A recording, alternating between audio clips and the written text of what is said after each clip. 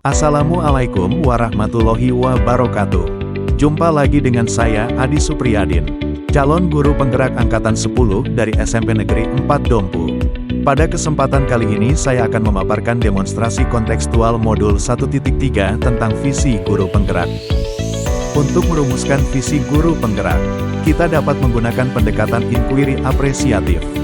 Pendekatan inquiry apresiatif adalah pendekatan yang bertujuan untuk mengenali aspek positif yang ada dan mencari solusi untuk mempertahankannya serta merancang strategi untuk mencapai perubahan yang lebih baik. Untuk menerapkan pendekatan inquiry apresiatif, kita dapat menggunakan metode Bagja. Metode Bagja dapat digunakan untuk membuat prakarsa perubahan agar visi yang dibuat dapat tercapai.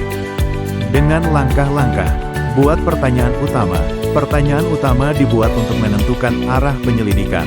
Ambil pelajaran adalah pertanyaan-pertanyaan lanjutan untuk mengenali kekuatan, aset, potensi, peluang lewat kegiatan penyelidikan. Gali mimpi. Pertanyaan-pertanyaan pada tahap ini dapat digunakan untuk menyusun narasi kolektif bila mana prakarsa perubahan telah terwujud.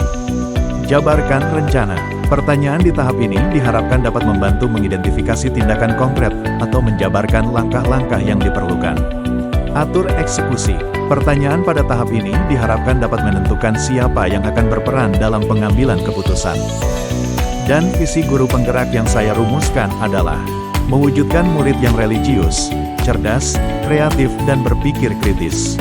Religius adalah suatu sikap yang kuat dalam memeluk dan menjalankan ajaran agama, serta sebagai cerminan darinya atas ketaatannya terhadap agama yang dianutnya. Sedangkan cerdas merupakan kemampuan untuk belajar memahami, memutuskan dan beropini berdasarkan alasan tertentu. Kreatif merupakan kemampuan seseorang untuk melahirkan sesuatu yang baru berupa gagasan maupun karya nyata yang belum pernah ada, dalam bentuk baru maupun kombinasi dengan hal-hal tersedia. Berpikir kritis kemampuan seseorang untuk kritis dan objektif dalam mempertimbangkan informasi, argumen, dan bukti yang diberikan.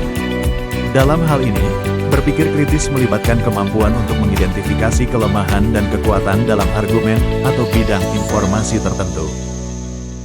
Dan prakarsa perubahan yang saya buat untuk mewujudkan visi saya adalah meningkatkan kemampuan numerasi murid dengan memanfaatkan edu-teknologi.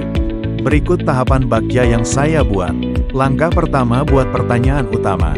Pertanyaan yang saya munculkan adalah apa yang harus saya lakukan dengan edu-teknologi untuk meningkatkan kemampuan numerasi murid.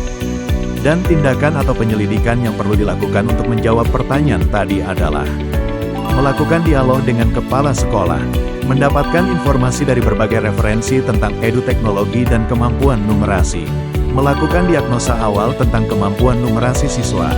Langkah berikutnya adalah ambil pelajaran. Pada tahap ini pertanyaan yang saya munculkan adalah siapa saja guru yang telah menerapkan edu-teknologi. Edu-teknologi seperti apa yang dapat meningkatkan kemampuan numerasi? Bagaimana memanfaatkan edu-teknologi dalam pembelajaran sehingga dapat meningkatkan kemampuan numerasi?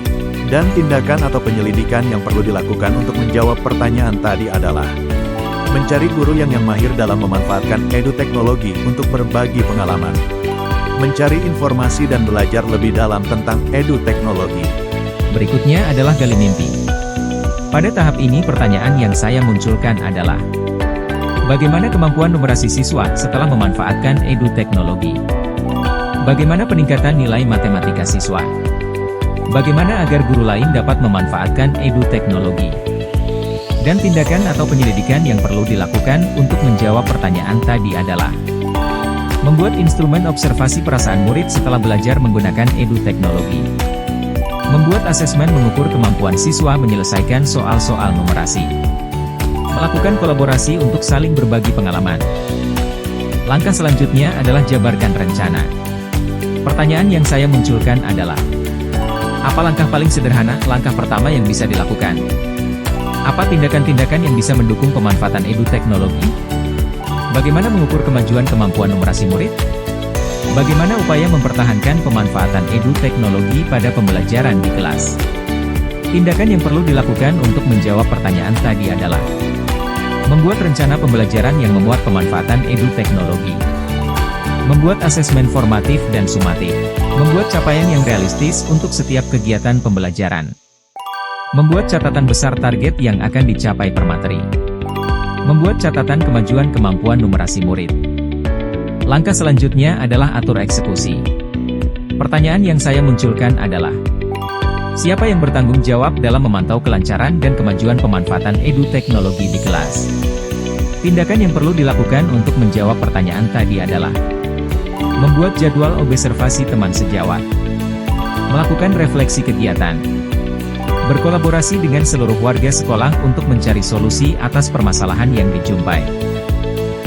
Demikian pemaparan dari saya. Salam guru penggerak.